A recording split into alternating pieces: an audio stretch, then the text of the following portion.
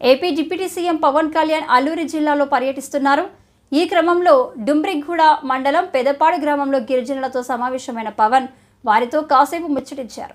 అనంతరం చాపురాయి ప్రాంతాన్ని దాటుకుంటూ గిరిశిఖర గ్రామానికి ఆయన వెళ్లారు. అక్కడి ప్రజలతో సుమారు గంటసేపు మాట్లాడి వారి సమస్యలు తెలుసుకున్నారు. స్థానిక సమస్యలను 6 నెలల్లో పరిష్కరిస్తామని వారికి భరోసా ఇచ్చారు.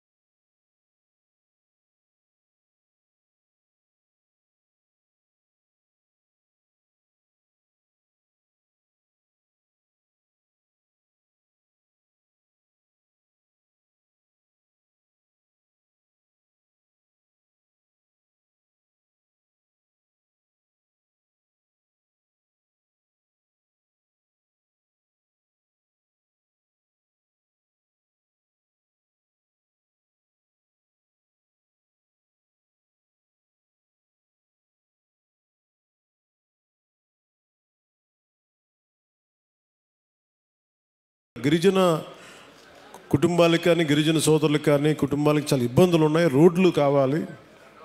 అప్పటికి ఇంకా మనకి సెంట్రల్ గవర్నమెంట్ ఫండ్ కూడా రిలీజ్ అవ్వలేదు. వెంటనే నేను అడిగిన ఒక 24 గంటల లోపు ఆయన ఒక 49 కోట్లు రాష్ట్ర ప్రభుత్వం నుంచి శాంక్షన్ చేసి అడవి తల్లి కార్యక్రమానికి శ్రీకారం చుట్టడానికి చాలా బలం ఇచ్చింది. సో మనస్ఫూర్తిగా గౌరవ ముఖ్యమంత్రి శ్రీ నారా చంద్రబాబు నాయుడు గారికి నా హృదయపూర్వక ధన్యవాదాలు తెలుపుకున్నాను. ఈ అడవి తల్లి బాట అంటే నేను దారిలో వస్తూ ఉంటే ఒక్కొక్క ఊర్లు ఎలా ఉన్నాయి అన్నీ చూసుకుంటూ ఉంటే మన విశాఖపట్నం ఎయిర్పోర్ట్లోంచి దిగి మన అరకుకు వస్తూ ఉంటే చుట్టూతా కొండలు, లోయ ప్రాంతం, జీడి తోటలు, టేకు వృక్షాలకి అల్లుకున్న తీగలు, మధ్యలో నివాసాలు, రిసార్ట్లు, ఒకవైపేమో ఆకుల్ని రాలిపోతూ మూడివరవిన వృక్షాలు ఒకవైపు కనిపిస్తూ ఉంటే ఇంకోవైపు పచ్చదనంతో చిగురిస్తున్న వృక్షాలు, ఒకవైపు ఆకులు రాలే ఒకవైపు ఉంటే ఇంకోవైపు పచ్చదనంతో వసంతంతో చిగురిస్తున్న వృక్షాలు ఒకవైపు, రహదారికి 2 వైపులా. అలాగే ఒకవైపు